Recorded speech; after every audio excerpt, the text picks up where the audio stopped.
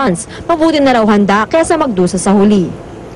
Igan, patuloy daw nababantayan ng pamunuan ng Albay ang bagong sama ng panahon para mabigyan ng karampatang babala ang publiko. Mula dito sa Legazpi City sa Albay, para sa unang balita, Jam Sisante, GMA News. Maraming salamat, Jam Sisante. Nagulat live mula sa Legazpi City, Albay. Nakaranas din po ng pagbaha sa lungsod ng Malabon.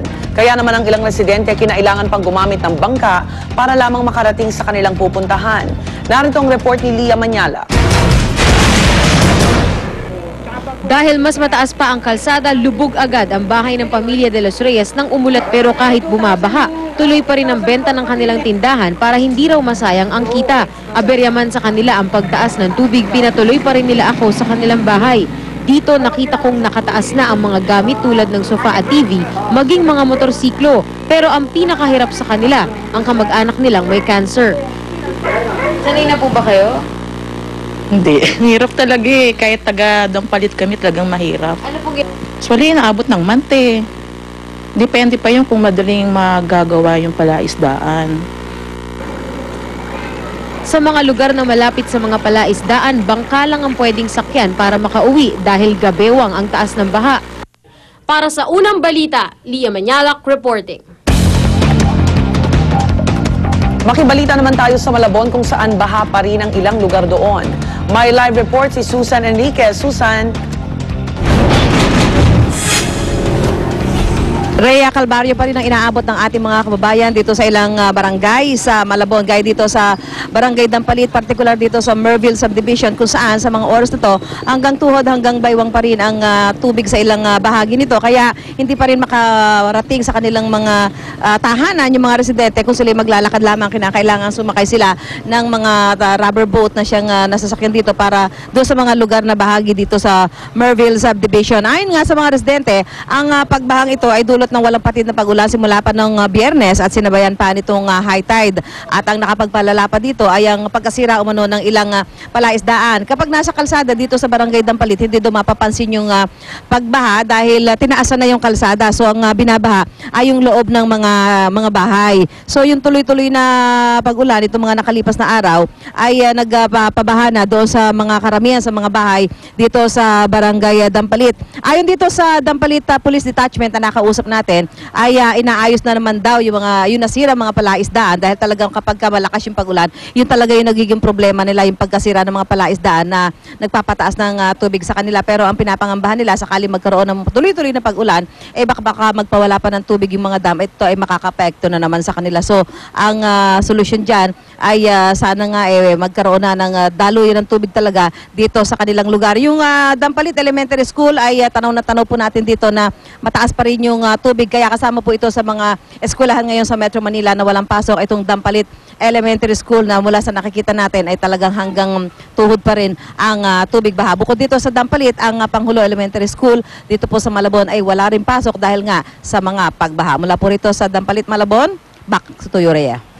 Maraming salamat, Susan Enriquez. Nag-uulat live mula sa Malabon. Kaugnay sa pagbahang nararanasan sa Malabon, makakonsulta si Engineer Edgar Yanga, City Engineer ng Malabon. Engineer, good morning. Good morning, Igan. Kamusta na ho yung mega dike dyan? Yan yung matagal na inaasahan ng taga Malabon na sana nagawa na ng 2007. Oo. Nagsimula yan ng 2003 pero up to now ay hindi pa rin tapos. Bakit po? Ang sinasabi nila, problema is funding. Pero ang problema, yung pag-aaral ho na bago isagawa yung mega dike, malayo na ho sa kasalukuyang panahon. Hindi ho ba magkakaroon ng mga adjustment ho yung mega dike na yan? Well, ang nakakalungkot, kasama dyan sa na bridge na dike, sa portions na yan ng Dampalit, yan yung kakulangan na 1.6 kilometer pa doon sa 8.4 kilometer na polder dike. Okay. So, hanggang hindi nagagawa yan, hindi pa complete din, mapoproteksyonan itong northern part na ito ng Malabon, which is yung Barangay Dampalit. Engineer, gaano ho ba, below sea level itong Malabon? Well, pagka ang tide ng water is mga 1.4, yan, nagdedelikado na kaming 1.4 meter? Yeah. Okay. Yung mega dike, ilang metro po siya? Well, ang finished elevation talaga niyan dapat 12.9, Opo. Ngayon, nasaan siya? So, palagi may plus 10 yan eh. Pagka inaabot na yun ng 11.4, binabaha na yung portions ng Malabon. Sabay pa yung high tide at ulan, ano? Yung pilapil na mga palaisdaan, bumigay ho ba? Paano mareremedyohan po yun? Well, yun na nga. Yung kabuuan ng 8.4 kilometers, so may nagawa na sila doon. Ang kulang na lang 1.6 kilometers. Okay. So, yun yung maliliit na mga tigil. So, kung saan yun, hindi na sana na-bridge. At tayo niya ang Dampalit. Eh, habang nagtatagal, di parupok na rin ang parupok yung iba. Yeah, oo. Kaya diba? sabi sila, by July, magsisimula, magre-resume na ulit yung trabaho para gawin yung polder dike at matatapos daw within 4 months. Naku, patigil-tigil pala, engineer. Wala. Kung mangyayari pala nito, tapos na ang rainy season, saka na matatapos ng polder dike. Kawawa naman yung mga taga-Malabon. Sa bagay, sanay na sila kaya lang, kailangan pa rin tulungan. Well, nakakatakot dahil pag sobrang taas ang tubig na 12 meters at biglang masisira, yan ang nangyayari hanggang dibdib, hanggang bewang ang tubig. Oho. Pero may pera naman, di ba? Well, wala na raw. Naubos na? Yeah, oo. Kaya ito, pinondoan daw ulit ng another fund para magsimula next month. Yun nga ang pinangangambahan, no? Kung magbibridge yan, tapos sa gabi pa natutulog sila. Ilunod yung ating mga kababayan dyan. Oo, yan nakakatakot yung bigla. Oo. Sa ngayon ba tingin nyo, engineer, kaya pa na mag-hold itong mga bahagi ng mega dike na yan? Yung bago. Pero itong existing na maliliit na mga dike sa mga palaisdaan, yan ang nakakatakot. Mapanganib yan. Yeah, oo. Okay. Engineer, maraming salamat po. Good morning. Good morning. Engineer Edgar Yanga po, City Engineer ng Malabon. Klase sa ilang eskwelahan sa Metro Manila at Central Luzon suspendido ngayong araw.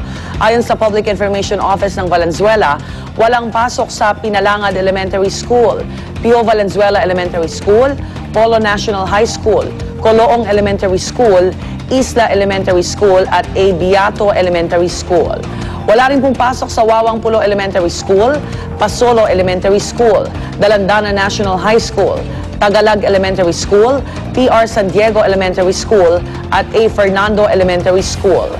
Samantala sa Malabon naman, wala ring pasok sa Dampalit Elementary School, Main at Unit 1, Panghulo Elementary School, Unit 1, Panghulo National High School, Tonsuya Elementary School at Muzon Elementary School. Kinanselan na rin ng DepEd ang klase sa ilang pang-eskwelahan sa Region 3.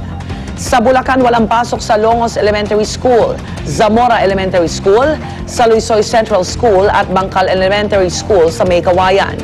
Sa Pampanga naman, suspendido rin po ang klase sa lahat ng elementary at high school sa Angeles City.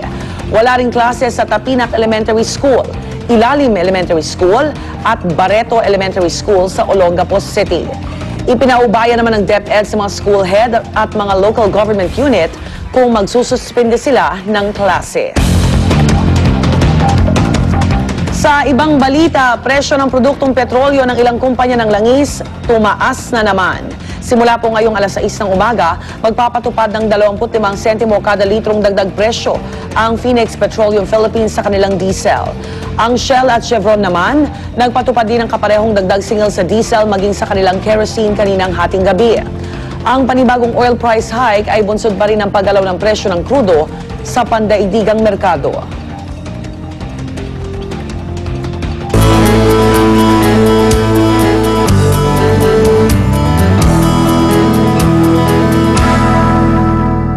Sari-saring problema maring idulot ng ulan at baha sa inyong mga sasakyan.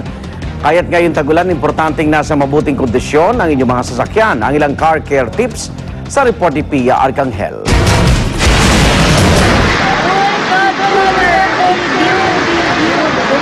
Parang laruan lang na inanod ng tubig mula sa umapaw na San Juan River ang mga sasakyang ito sa parking lot ng UERM noong Bagyong Ondoy. Ang isa may sakay pang doktora na napilitang umakyat sa bubong ng sasakyan. Ilan lang ito sa mga di malilimutang imahe na malubog na baha ang ilang lugar sa Metro Manila noong Bagyong Ondoy. Aminado ang mga eksperto, mahirap iwasan ang aberyang dulot ng ganitong klase ng pagbaha. Pero sakaling mang mangyari ito sa inyong mga sasakyan, payo ng Chamber of Automotive Manufacturers of the Philippines, huwag basta paandarin ang makina. Sa halip, tanggalin ang baterya at ipatu agad sa auto shop para masuri.